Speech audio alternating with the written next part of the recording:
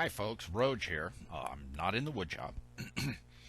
Instead of sitting here the whole time just talking, I'd rather do something to where you were less distracted, with, weird, hand gestures and stuff like that. So I'm going to just display things that are in my yard.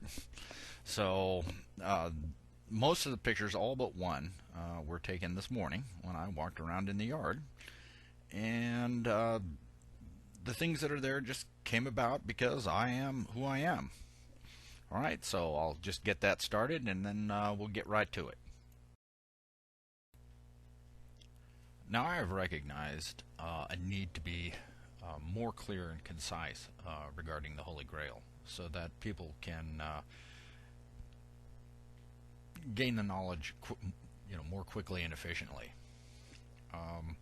Even with that, however, it is going to require that you have more than a 6-second attention span because there's a lot of context we have to break through.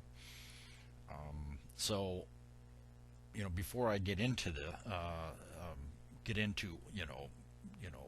what the Holy Grail is, or that, or why even you need it, we have to set some ground rules up so that you understand how I can actually convey, the knowledge. So we need to actually speak about the differences between communication and language. Now, language, both spoken and written, relies on something that we call words, and words have a definition, and that's something that's out in the universe. Okay, and they're primarily just labels. Now, what I need to convey is a meaning, and a meaning is quite different from a definition. A definition is subjective. Say, for instance, it being a word, the meaning of that word comes from your own personal life experience, and it is subjective. So these words tend to mean something different to different people. Now, if I use the word tree, you can understand that fairly readily. Most people have experience with trees. The meaning of a tree comes from your experience with the tree. And even when you were a little young, you hugged them and saw them and sat under them and touched them and saw pictures of them and heard the wind blowing through them. And you have a lot of experience with tree. So you know what I mean when I say tree. However, there are other words that have more than one meaning, or they mean different things to different people. For instance, if I said I was gay, nowadays most people would think that I'd have an affinity for other men.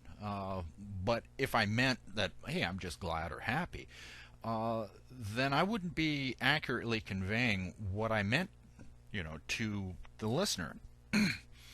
For instance, what I'm trying to relate is something that you have no context for. That you probably have very little experience with, so that you're gonna have a hard time understanding what I'm talking about if I use conventional language or words to describe it. For instance, as an example, just to show you, some of the limitations. If I say, "Hey, I want to tell you about a torg." Now, you have no meaning because you have no experience of what a torg is. I could even show you a picture of a torg, but that doesn't really give you a meaning of it. It just gives you an image of it. Without actually holding a torg in your hand, you don't know what it is. Right now, it's a puzzle. Now, if I just simply said, hey, it's like a basketball that's pink and fuzzy. Okay, so now you have the images in your head. Now, do you know what it means? Well, to you, it means a basketball that's pink and fuzzy, because those are the other words or labels that I use to arrive at the label of a torg.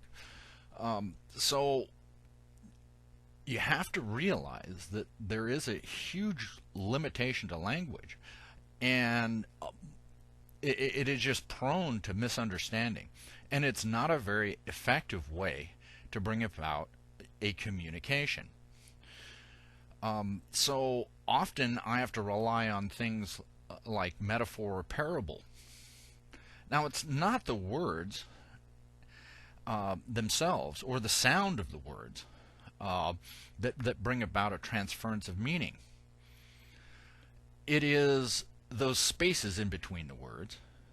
It is the pauses in my speech, whereby you arrive at the meaning on your own through an aspect of your own intuition. So technically, when I speak, I have to wait until you know of what I speak through the words that I use to relate it, or the parables or the metaphors, and you have to arrive at that yourself, because we're going to enter into a topic that you have nothing in your history to base the meaning on. So this is why it's so difficult to actually relate, a concept like the Holy Grail to people. So the first thing we need to do is we have to establish why one needs the Holy Grail in the first place. Because if you don't know why you need it, there's no sense even going on. It's not like I'm going to just simply say Holy Grail. You're gonna immediately know what the heck I'm talking about, and then boom, everything's solved. It's just like taking a pill. Hey, you're cured. But it doesn't work that way. And no matter how many words I speak, without you really trying to know what it is that I'm relating to you, then it's not going to be very useful to you. So let's begin. Why do we need the Holy Grail? Or why does one need the Holy Grail? Well, I'm going to go to the life cycle of a butterfly. Now, many people like to think themselves as a butterfly.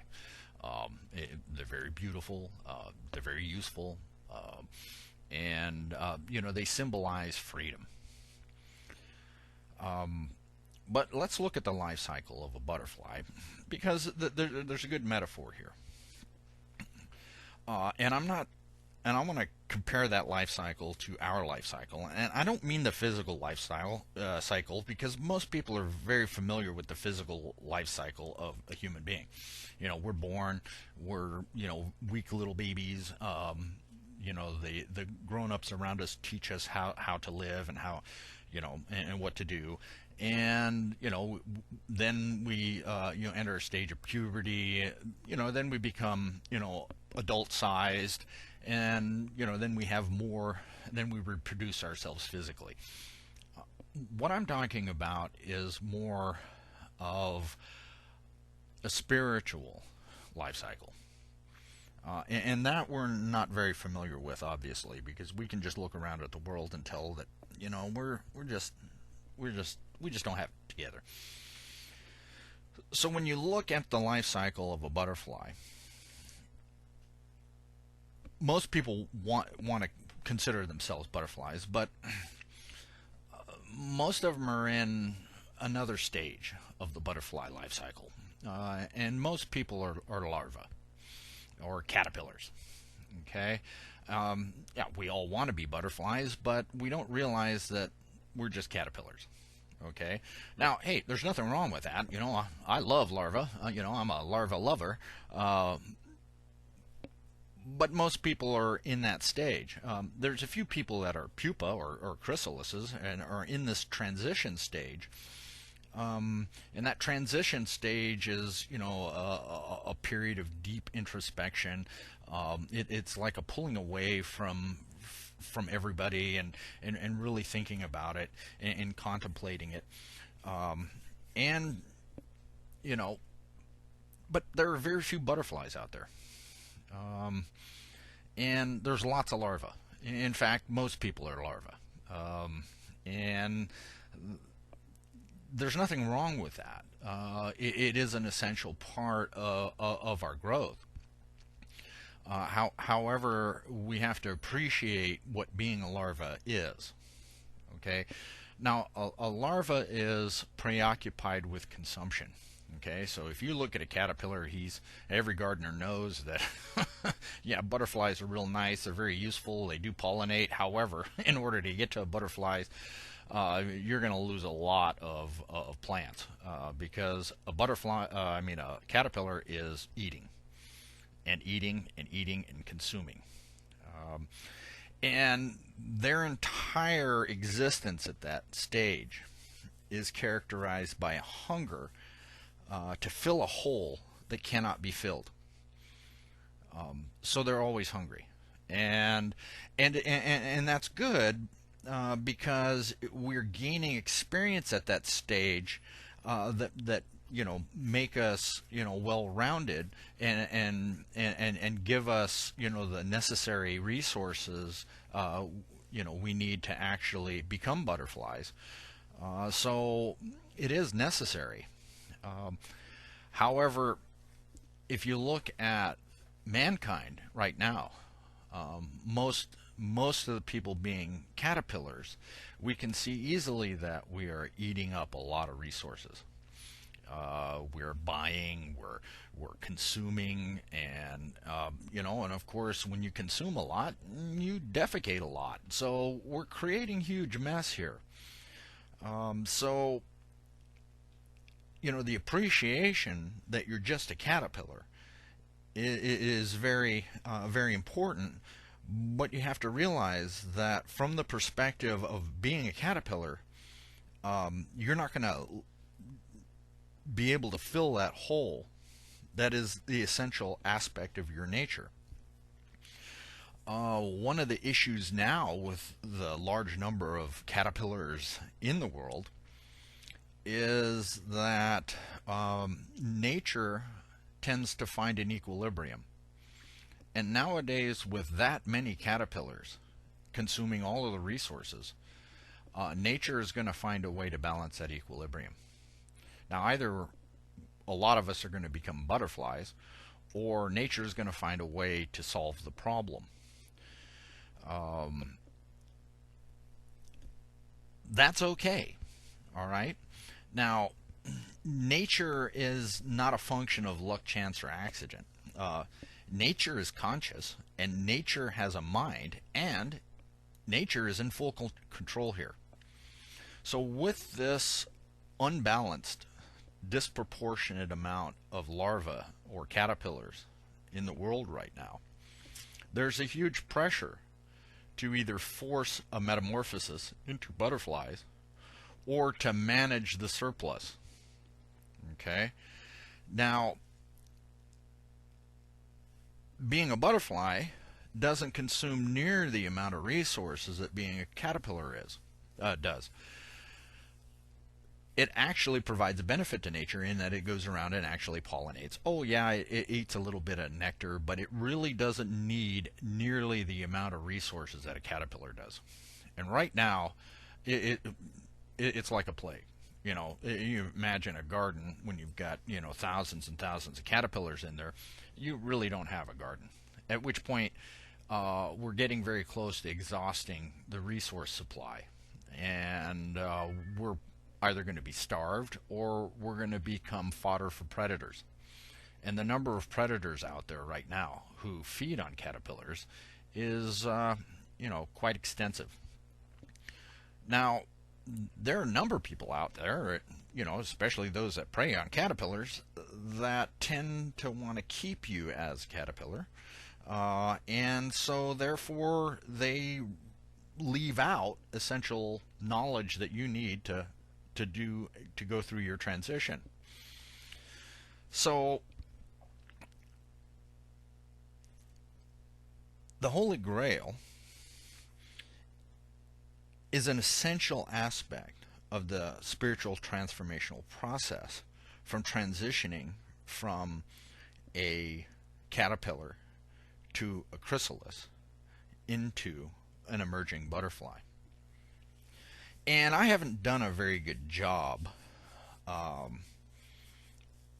of providing the necessary motivation to caterpillars to become chrysalises and then to become butterflies. I have, however, done a fairly good job at allowing people who are already in the chrysalis stage to get those final keys to actually emerge as butterflies. However, that really doesn't help a caterpillar, and the idea is that there is a motivation here. You have to recognize the motivation for what it is, at which point you'll decide on your own if it's time for you to become a butterfly. This is becoming more and more apparent to a lot of people. All they need to do is just look at the news, look at world events, look at what's happening in their neighborhood and their own lives, and they could see there's a lot of pressure for something to happen. But most people aren't really aware of exactly what it is that they need to happen.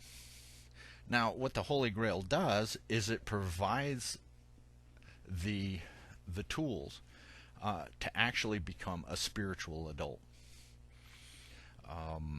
and to get out of the more more simple stage of just simply consuming and consuming. And before one's life can be fulfilled, one has to go through that transfigurational metamorphosis to emerge as a butterfly. That's generally what this is about. Now, when I say the Holy Grail, that's what I mean. So, being an adult has great benefits. One, you don't have holes in you that can't be filled. You are not striving and competing with the other caterpillars to eat up all of the resources. You actually now provide a benefit to nature, and lo and behold, you have the capacity yourself to produce more butterflies. So the butterfly metaphor and its life cycles goes a long way of showing us, okay, where we're headed, and what needs to happen. If you think that that you're going to stay a caterpillar, you're going to soon realize that that is not an enviable place to be, especially when nature decides, okay, time's up. You either transition or you become yourself consumed. So that is why one needs the Holy Grail.